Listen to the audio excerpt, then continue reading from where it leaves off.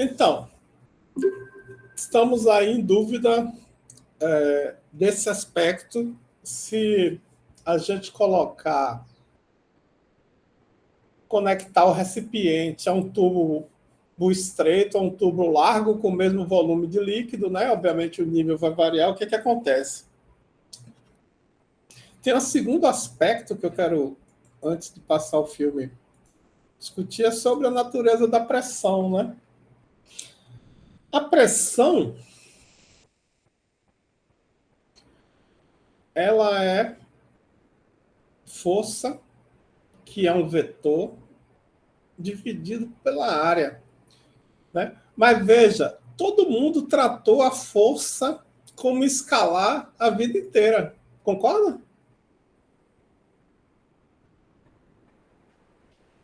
É porque a força que origina a pressão, ela está sempre na mesma direção. A pressão é sempre normal à área.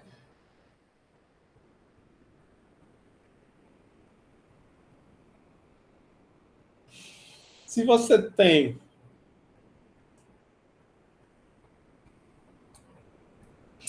então, se ela é normal, você tem uma área aqui, né?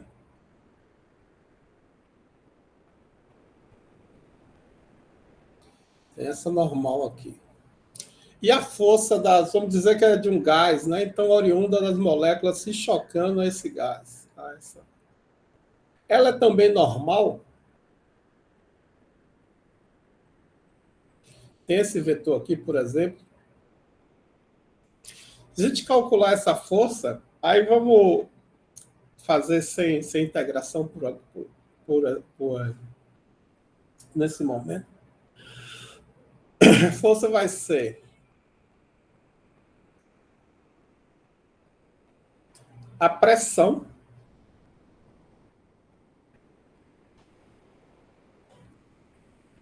ficar um pouco informal, mas não tem muito bem. Veja, vou calcular a pressão em vez da força, que aí fica mais. A pressão, ela vai ser a força, né, que vai ter essa força vezes menos esse vetor normal, concorda? Essa força está nessa direção. Como é que eu posso fazer isso aqui mais formal?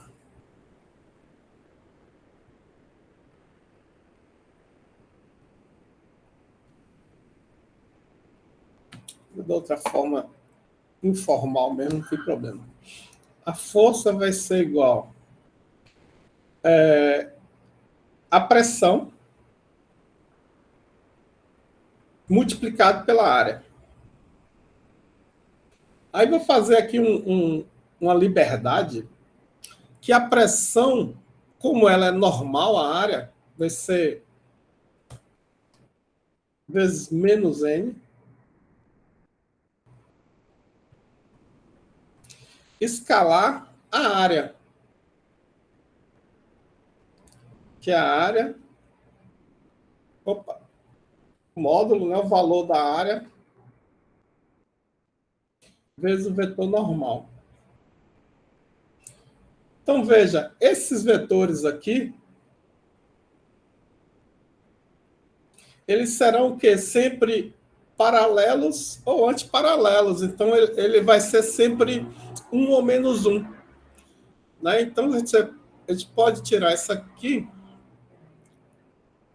pressão vezes área, vezes o escalar entre N e menos N, ou N e N.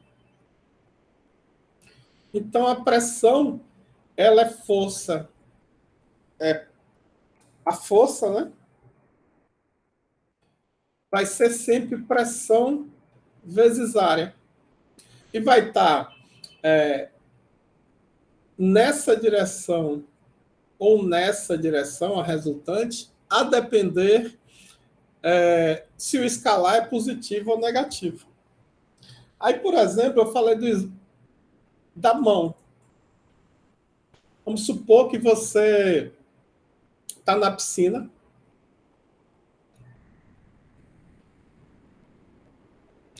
Dentro da piscina.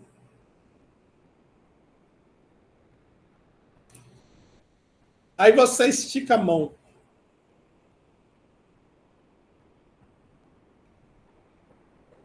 Existe uma força, vou chamar de apreciável, porque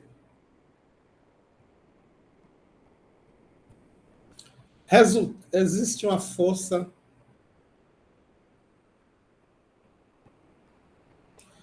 movimentando sua mão, tentando movimentar sua mão.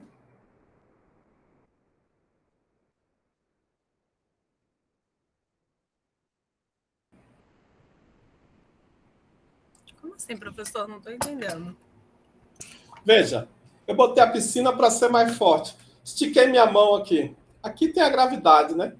Mas tirando a gravidade, você está sentindo a pressão ou não? Você está sentindo a pressão atmosférica? Não. Não. Correta. E por que você não está sentindo a pressão atmosférica? Se ela é alta, né? Isso aqui eu acabei fazendo de uma forma muito informal. Eu vou até... Também acho que não ficou muito clara a explicação.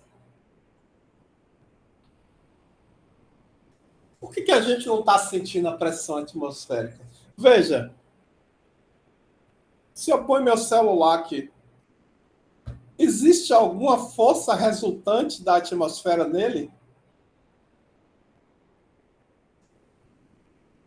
E quando vocês fazem um diagrama de forças, vocês consideram a força da atmosfera? Ou só a gravidade? Depende do problema, mas geralmente a gente considera. Desconsideramos. Por que desconsideramos? Esse é o grande lance. Veja, quando um objeto ele está submetido a uma pressão,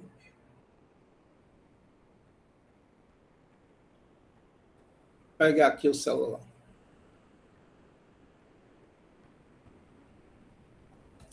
A pressão causa uma força, né? E a força causa uma pressão. Depende de quem vê primeiro, ovo ou galinha.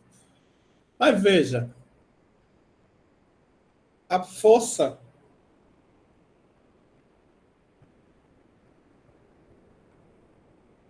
resultante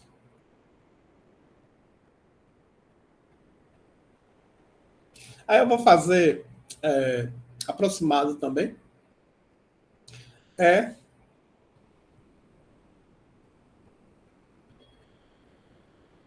pressão vezes a área, o módulo da força. Se for na direção, né? A força vai ter a direção da área, mas o sentido vai variar. Mas veja, esse cara aqui está na atmosfera.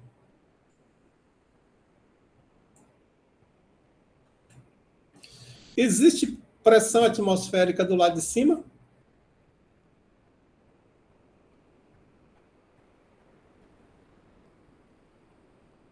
Sim ou não?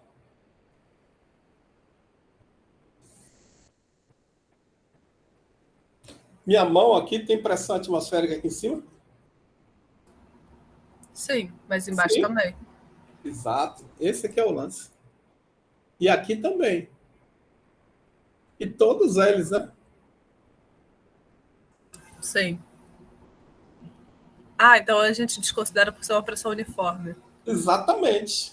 Quando você multiplica, vamos pegar esse lado aqui, só por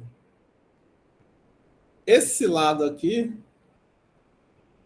tem uma pressão, a força é exatamente igual a esse lado aqui. Então a resultante é zero. Então, não existe força resultante por causa da atmosfera nesse problema, porque a pressão, vamos dizer, é uniforme. Beleza? Sim ou não? Sim. Sim. Então, beleza, vamos voltar ao nosso problema. Então, veja, a gente tá sob 20 metros de coluna de água, seria a pressão atmosférica. A gente não sente por causa dessa característica da pressão e, adicionalmente, porque a gente também tem fluido dentro da gente, né? A gente tem uma pressão interna, a gente tem ar, existem vários mecanismos de compensação do corpo humano. Mas é isso. Aí, finalmente, a prova da pressão, aí vocês viram, já viram há muito tempo, foi aquele experimento da existência da pressão atmosférica que tinha duas hemisferas, né? Aí, se eu não me engano, foi o Boyle fazia um vácuo, faz um vácuo dentro das esferas e colocava cavalos para puxar, né? Então aqui, obviamente, é um outro caso, né? Que tem uma pressão aqui interna e uma pressão externa e P2 maior do que P1. A pressão externa está fazendo a força normal à superfície nessa direção.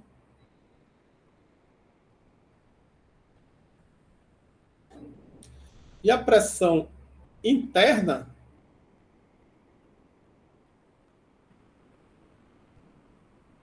nessa direção. Então, a grosso modo, né, a força resultante é igual a P2 menos P1 vezes a área. Se eu lembrar.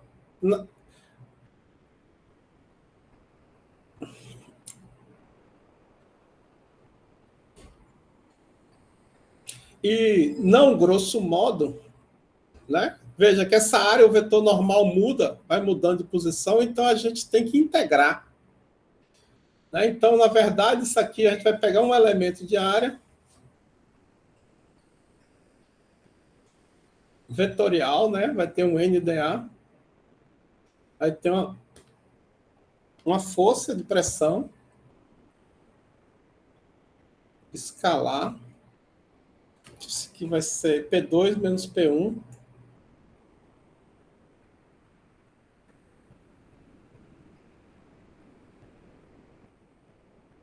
N, né, normal em cada ponto. Essa seria a forma.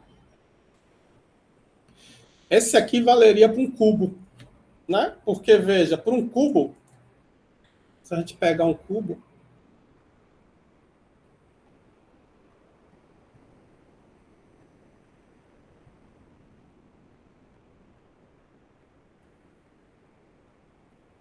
veja, aí ia ter um somatório, mas nessa direção, não, iria ter a força resultante também. Você tem P2 aqui dentro, opa, botei P1 aqui dentro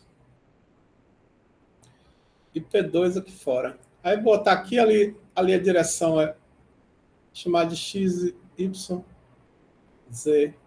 Eu vou ter um Fx que vai ser igual, veja, essa é a área cuja normal é J. E esse vetor normal é uniforme na área. Então, se eu integrar na área, é a própria área. Então, Fx vai ser P2 menos P1 vezes a área. Deixa eu botar integrando. Fx vai ser P2 menos P1 vezes a normal, né? Vezes dA na área. Como a área que eu estou considerando é S e essa, né? Aí vai ter uma desse lado aqui também, né? Na verdade, com pressão, desculpa. Está mantendo, está nessa direção.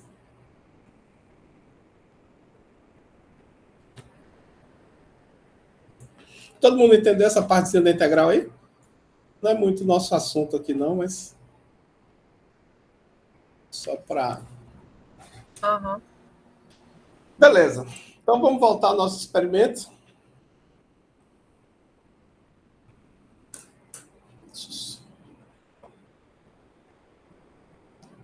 Vou abrir ele aqui para vocês.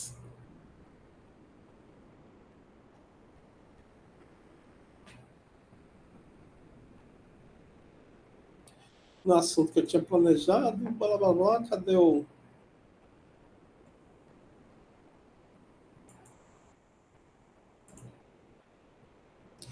Veja, esse é um experimento feito por uma professora americana, né? Muito legal. Ela vai encher um frasco com líquido, né? E vai botar uma mangueirinha. A mangueira tem 2 centímetros de... Aqueles 24 litros, ela vai botar nessa mangueira aqui com uns 2 centímetros de diâmetro. Veja, 24 litros não é uma grande massa de água, né? São 24 quilos. E aí vou botar o vídeo aqui. Hydrostatic pressure. So here we... Eu não sei se ela já colocou legenda em alguma língua que não seja inglês. Não. We've got a 50-liter glass jug of water. Se alguém não entender alguma coisa, me fala, que a gente para e discute. Aí é menos de 24 litros, ó. É bem pouquinho. É porque a gente pegou um diâmetro lá de 5 centímetros, né? Aqui deve ter 1 centímetro de diâmetro. Então, veja, ela vai colocar esse becker aqui, que deve ser um becker de 1 litro ou 2, e vai... esse frasco aqui já está cheio, esse frasco aqui embaixo, e ela vai ver o que é que acontece quando ela enche a mangueira com essa quantidade aqui de líquido. I'm going to try to break this using just this amount of water. Who is a little bit skeptical? Oh, I know there's some skeptics in the crowd. Okay. How many people here believe that this is going, like really believe that this is going to work? We had faith in physics. Let's see who wins. Vocês acham que ela vai conseguir quebrar com 1 litro de água esse frasco aqui? Aham. Mas por que você acha? Porque senão ela ia estar fazendo um experimento público. Senão ela não ia passar essa vergonha, né? Aham. Oh, perdi o... O que você acha, Pedro? Pedro ainda está tomando um cafezinho. Mas veja, 1 litro de água é 1 quilo. Concorda? Uhum. Se ela botar 1 quilo em cima do frasco, 1 quilo, sem usar a mangueira, você acha que quebra ou não? Pode repetir? Suponha que ela pega esse becker, 1 quilo, em vez de colocar através da mangueira, ela coloca, igual a gente falou quase, ela coloca em cima da tampa dele. Né? Pega esse... Uhum. Pega aqui tá o frasco, aí ela pega o becker e coloca assim. Você acha que quebra o frasco ou não, de baixo? Acho que não. Não, né? Não vai quebrar, porque é um frasco bem resistente, né? Uhum. Um frasco aí deve ter, sei lá, 20 litros esse frasco chutando aqui. Você bota 21, ele vai aguentar. E se você bota mais 1 quilo em cima, ele vai aguentar. Katerina or the barrel? But wait, Aí quebrou, how né? did such a small amount of 1 water litro, né? break such a large barrel? 50 litros. Let's go back to the beginning to understand this. So what is hydrostatic pressure? You know how when you dive into a swimming pool or in the ocean and you go deep and you feel pressure in your ears pushing your eardrums? As you go deeper, you feel more and more pressure in your ear. And that's pretty intuitive, right? The deeper you go, the more pressure. And when I teach pressure in my class, my students have no trouble understanding the correlation between depth, or another way to think about it is the height of the water above you when you're diving. More height, more pressure. But what they do have trouble really understanding and grasping and believing is that the height is the only thing that affects the pressure.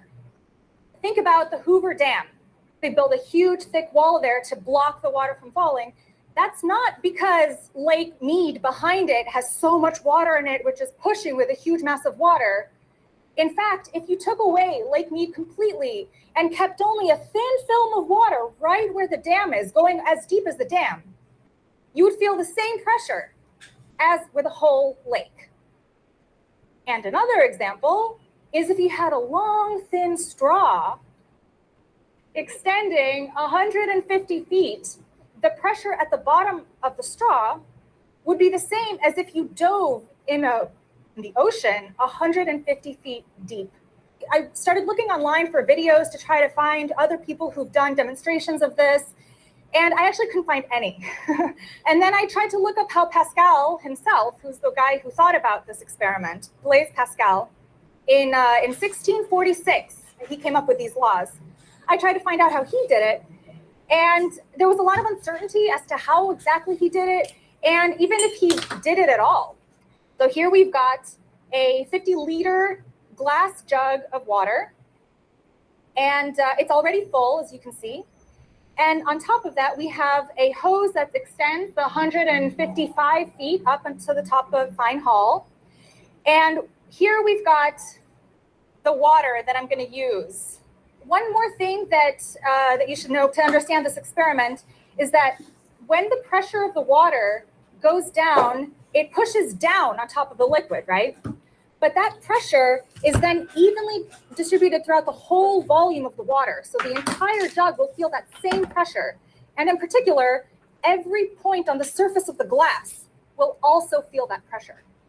So it's basically we're channeling the pressure from this hose throughout the entire glass. And if we reach a high enough pressure, in theory, it should shatter.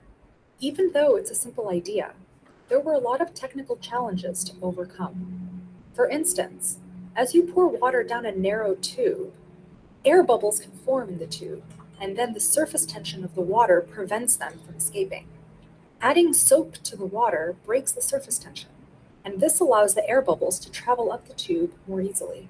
Since this is the first time that we've attempted this experiment, there were some unforeseen surprises. The water would sometimes get pushed back out of the tube. This was caused by the air bubbles, which at first got compressed by the incoming water. And when they decompressed, like a metal spring, they pushed the water back up. And things don't always go as planned. Scientific results are almost always presented in their final polished form, and the struggles to achieve them are swept under the rug. It's important for young students to realize this, so they don't get discouraged when they inevitably hit a roadblock. Isso aí é interessante, né? O pessoal só mostra o final do experimento, né? Não mostra os problemas, né? Veja o tanto de problema que ela teve para conseguir provar uma coisa que é relativamente simples, né? Perseverance, it will win in the end. Take two. Veja, isso aqui, à esquerda, no canto inferior, é um medidor de pressão. Chama manômetro. Tem um pouquinho de líquido aí, provavelmente, né? Veja, o manômetro, ele sempre tem a unidade, né? Aqui na parte direita, assim, está bem pequenininho. Tem PSI, que é a unidade que ele está medindo a pressão. Veja, ele tem acima de zero, que é a pressão acima da atmosférica, que é o manômetro, pelo mecanismo dele, o zero é a pressão atmosférica. E ele tem uma escala aqui abaixo, que ele mediria o vácuo, né? Que ele chega, a escala dele vai até um vácuo de 30, aí tem a unidade que é polegadas de mercúrio, depois a gente vai discutir um pouco isso aí. Então, vamos lá. Veja, então, isso aí vai medindo, enquanto ela vai colocando fluido no tubo, ele vai medindo a pressão resultante da coluna de fluido, né? A gente sabe que quando a gente desce, mergulha, a pressão aumenta por causa da coluna de fluido acima da gente. E essa coluna agora é essa mangueirinha, né? Fininha. aí tem 20 PSI, né? A cada 15 PSI é uma atmosfera. Lembra que a gente tem que sempre transformar para a unidade que a gente conhece. PSI é polegadas. Veja, pressão é força sobre área. Então, PSI é polegadas, força, né? A gente vai ver, dividido por polegada quadrada. Obviamente, a unidade exótica americana ou inglesa, não sei, foi criada, a gente não tem sentimento, e a gente deve transformar, que é o que a gente tem sentimento, que é para a atmosfera. Então, a cada, na verdade, 14,2, né? Mas a cada 15 ou 14 PSI é uma atmosfera. Aí está 20 e poucos PSI, uma atmosfera e meia.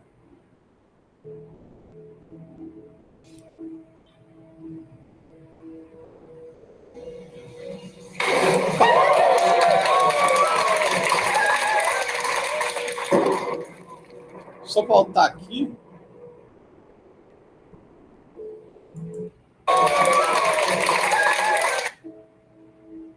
Veja, essa aqui, ao redor de 45 PSI, é aproximadamente 3 atmosferas de pressão, né? Feitas por 1 litro de água. É bastante pressão, né?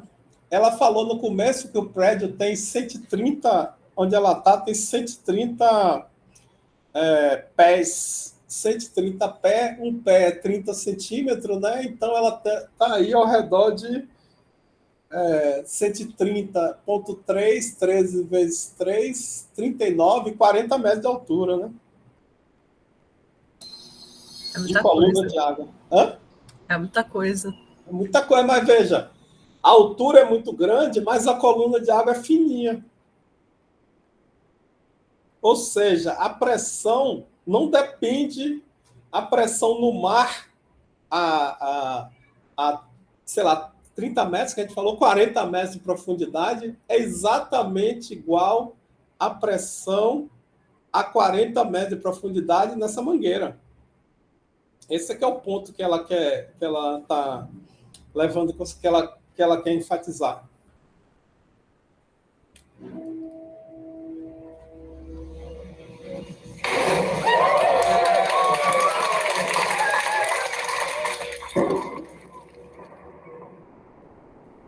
Então, veja, se ela pegasse esse mesmo 1 quilo de água, né, 1 litro de água, e dobrasse o diâmetro, a pressão ia ser, grosso modo, né?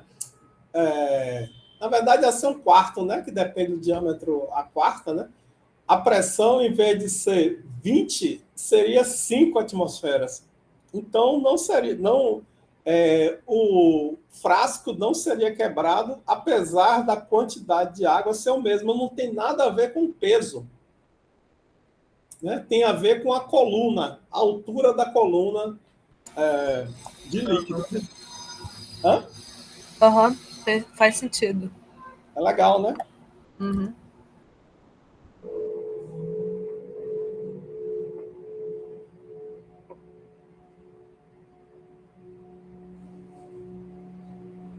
Isso é uma coisa muito legal, que tem muito em mecânica dos fluidos, são as câmeras de alta velocidade, né?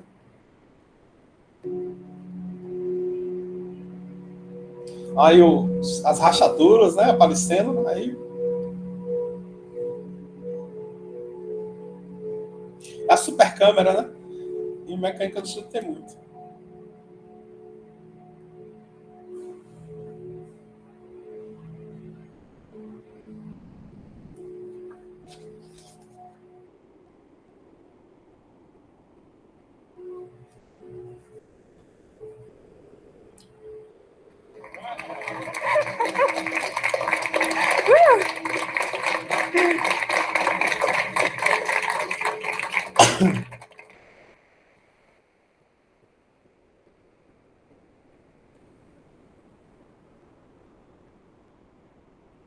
Aqui aquele experimento do cavalo, né? Vocês já devem ter visto, né? Que experimento de Pascal.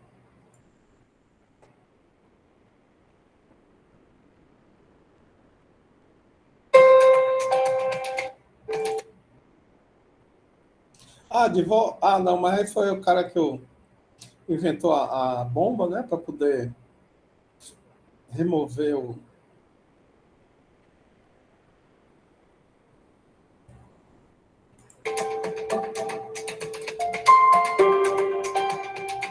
Vou contar rapidinho, que esse não tem muita coisa interessante, né?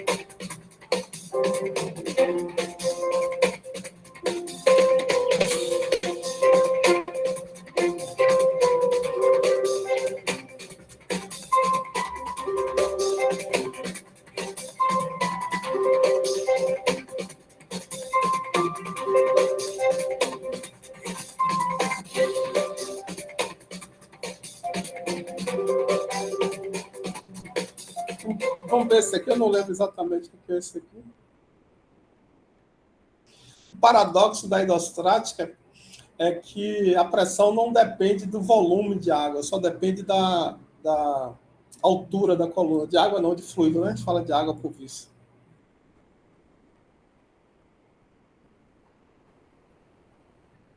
Aí ele vai medir a massa, né? A forma dele medir a massa. Aí, né?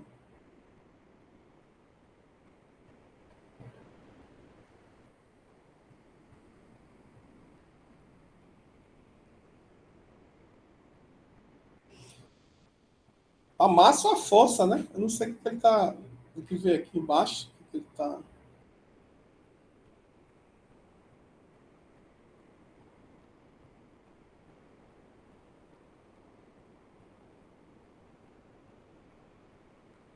Acho que ele está medindo a pressão.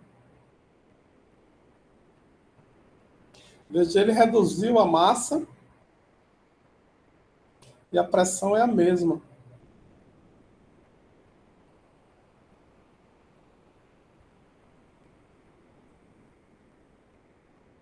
Agora ele aumenta bastante.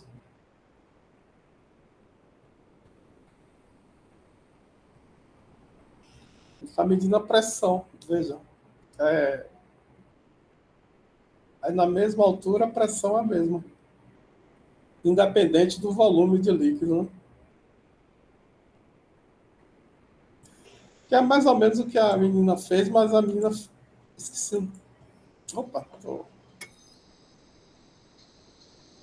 Beleza? Beleza. Eu vejo se tem mais alguma coisa interessante aqui. Pressão. Acho que não.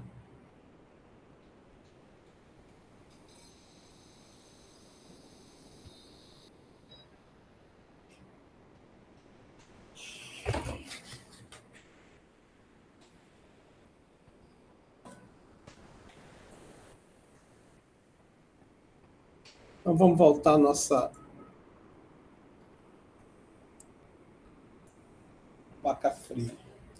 Então veja, e agora vamos calcular esse. Vou botar aqui mais uma hidrostática.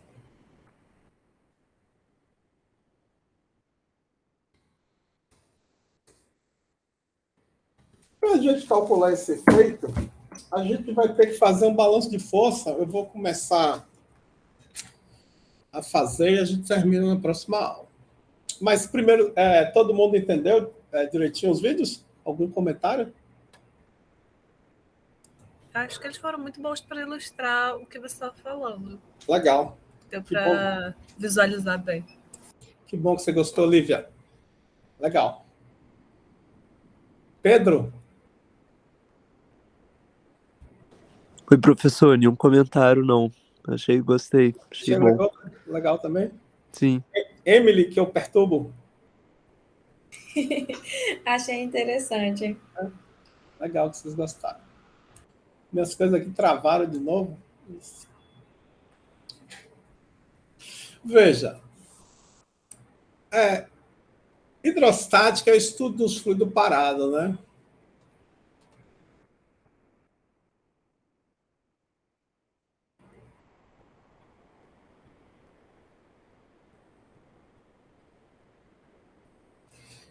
Parados ou inerciais, né?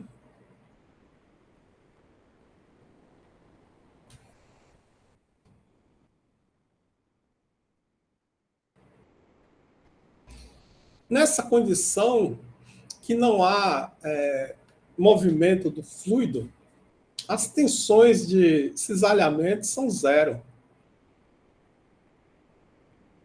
Porque a gente viu que as tensões de cisalhamento e J, né, elas têm essa forma Mi.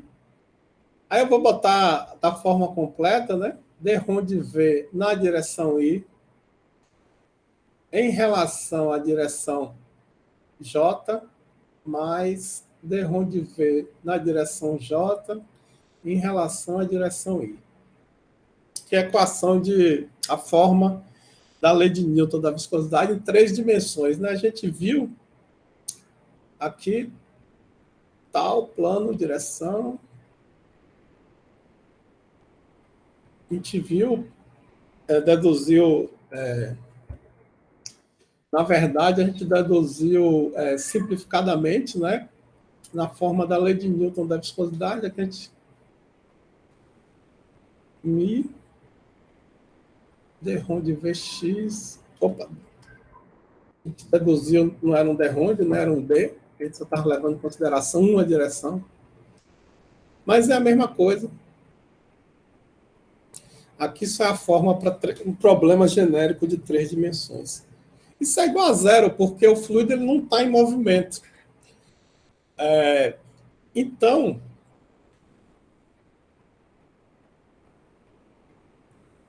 estamos interessados. Estou escrevendo mal para caramba hoje. Em P, na pressão. Né? Porque a gente viu que o tensor-tensão tem um tensor deviatório por causa do cisalhamento mais a pressão. A gente vai fazer um balanço de força ou de tensão, né? Que a gente viu que é a mesma coisa, né? Pode fazer um balanço de tensão em um elemento de fluido. Não sei se vocês já tiveram contato com esse tipo de abordagem. A gente vai pegar aqui um elemento cartesiano, vai pegar um cubo.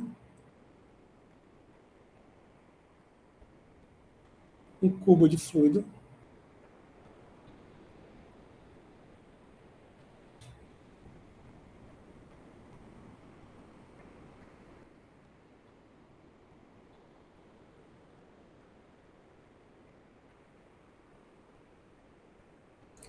Aí vou chamar aqui de X, Y e Z. Aí vou dizer que essa aresta aqui, várias formas de fazer essa dedução, né? Essa que eu uso mais, chama ΔY. Essa aresta ela tem comprimento ΔZ. ΔY, ΔZ, cadê o ΔX? Aqui tem comprimento ΔX. Veja, a gente tem esse fluido aí. E ele não está em movimento. Então, vamos fazer por tensão para ver como é que fica, né? Então, existe uma tensão normal.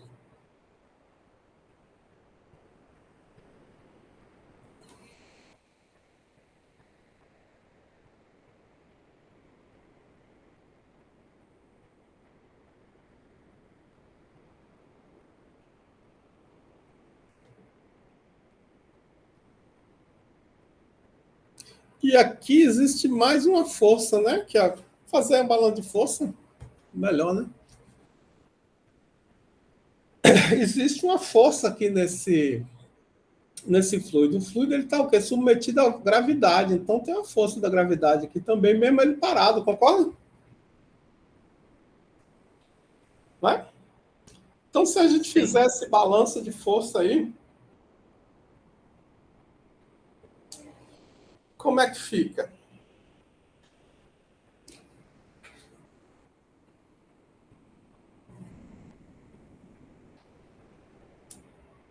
A gente pode fazer por direção.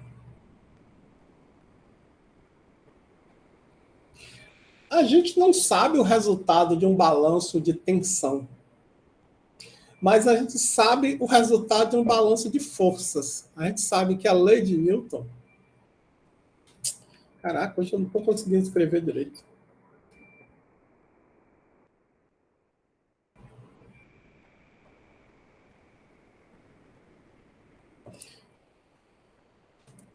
Somatório das forças em um elemento é igual a massa.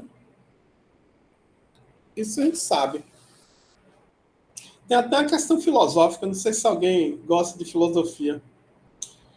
A lei de Newton, ela é uma definição ou ela é uma lei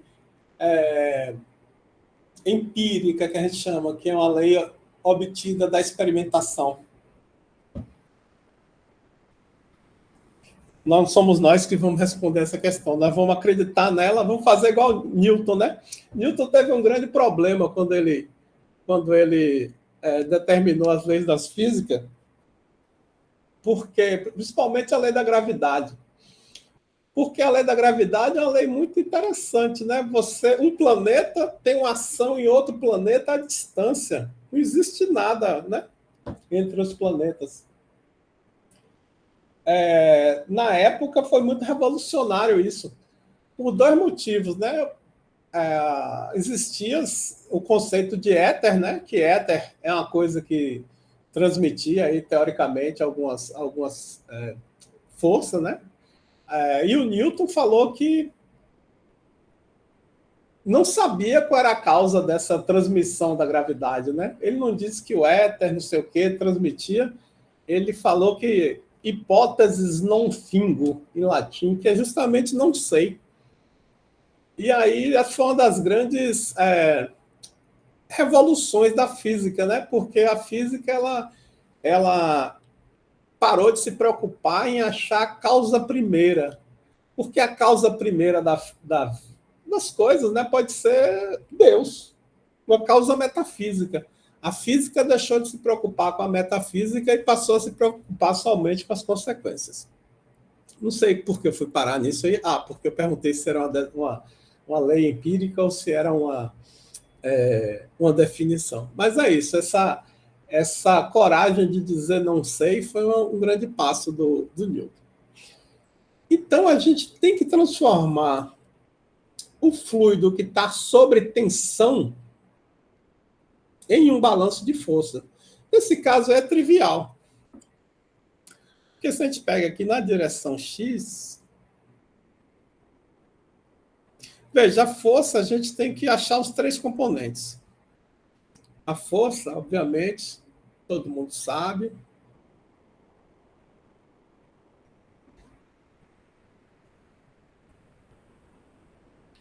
E a gente pode escrever que para cada uma das componentes são aceleração na direção X. Beleza isso aí? Beleza. O balanço de força na direção a gente não sabe a força, mas a gente sabe a tensão. Então a gente pode pegar na direção X. Aí eu vou chamar esses planos aqui que coincidem com os eixos de zero. A posição dele é zero. E a posição, por exemplo, desse plano aqui, a posição dele é ΔX, né? Que ele sai aqui do zero desse plano e anda ΔX. Então vai ser sigma XX em zero, em x igual a zero, vezes a área dele, que é ΔY, ΔZ, menos, né? Porque quando a gente faz o vetor aqui, ele vai estar nessa direção, mais sigma xx em x igual a ΔX, que é essa posição aqui, é igual a zero, porque o fluido não está se movimentando. Opa, faltou multiplicar pela área. ΔY, ΔZ.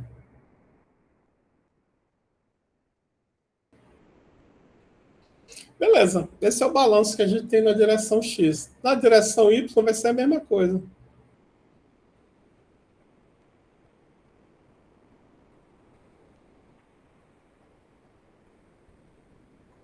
Aí vai ser YY. Aí YY, cadê YY? Primeiro esse plano aqui, né, que vai ser em, chamei de Y igual a zero, vezes a área dele, que ele está atuando. Delta X, delta Z,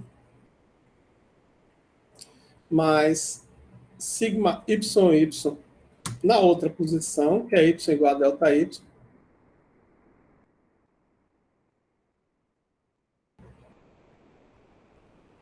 que multiplica a área que ele está atuando, aí transformou em força, né? Quando a gente multiplica pela área. Também igual a zero. Só que na direção Z tem a gravidade.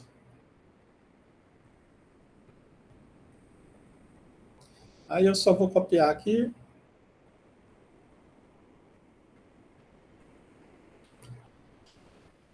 A área, delta Y, delta X, mais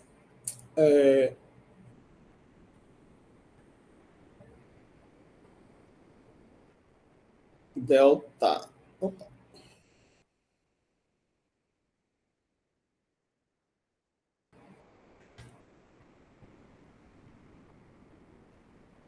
Delta Y, delta X, mais a gravidade, né? O peso, a gravidade é o peso dele, que vai ser ρ, a densidade do elemento, vezes o volume dele, que é delta X,